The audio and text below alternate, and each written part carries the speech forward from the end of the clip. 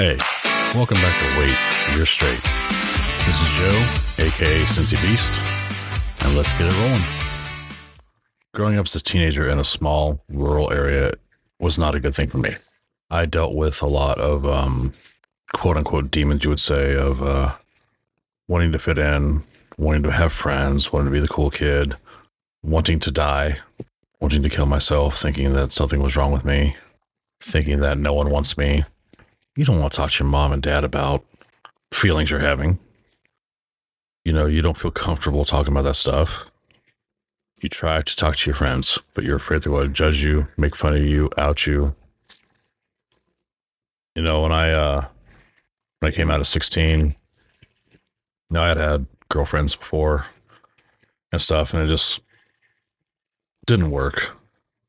And it wasn't because the girls, but it's because I never felt right with them.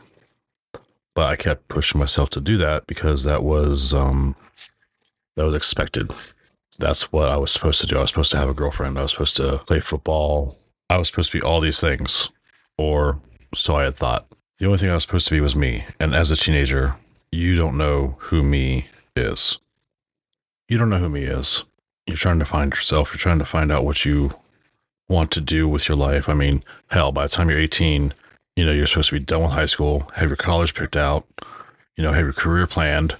And those few short years tend to feel like they dictate your entire life. And you have to go and pick a college, pick a career path, pick this, pick that. Well, guess what? It's all BS. Yeah, get your education, become intelligent, find what makes you happy. And guess what? That's going to change. We are ever evolving as individuals, as people. What made you happy last year may not make you happy this year. And that's okay. No one said that you have to stay with one thing the rest of your life. My grandfather used to say, find something good, you stick with it. That's true. You find something good, you stick with it. But when it no longer becomes good for you or for those in your life, move on, move past. So aside from all that pressure as a teenager in a small rural town, my mom was in college still.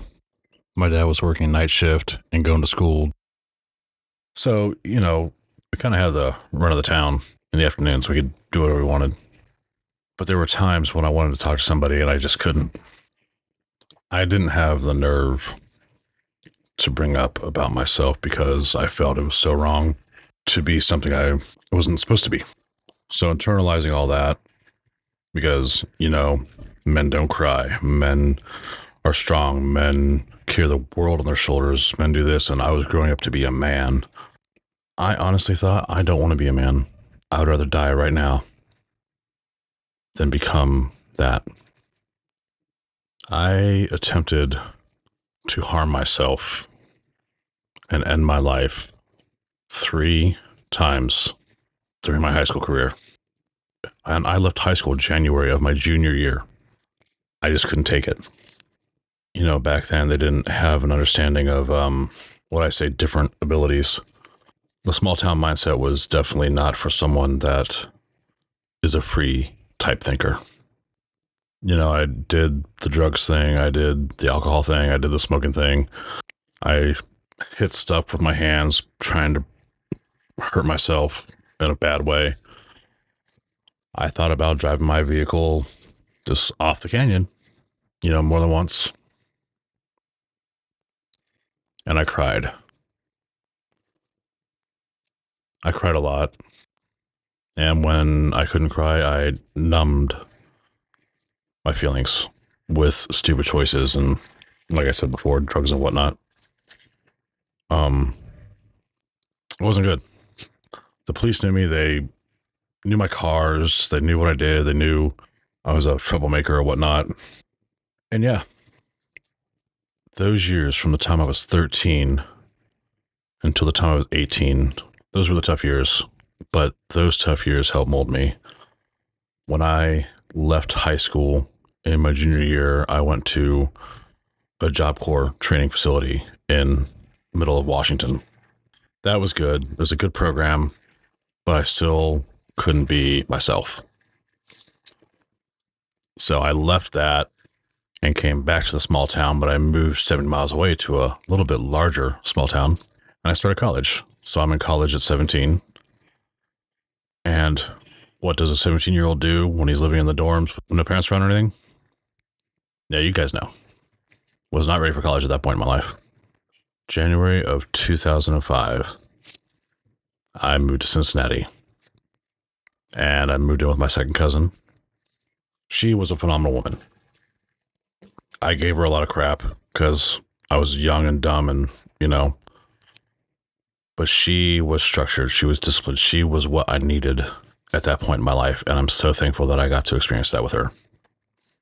I'm going to say this, those years in high school where you just wanted to belong so bad, but you were so afraid to be yourself. Those years in high school when you want to belong, when you don't know who you are, they mold you into who you become. Having a good support system around you, being open, being receptive to listening to kids, to teenagers, will go a long, long way.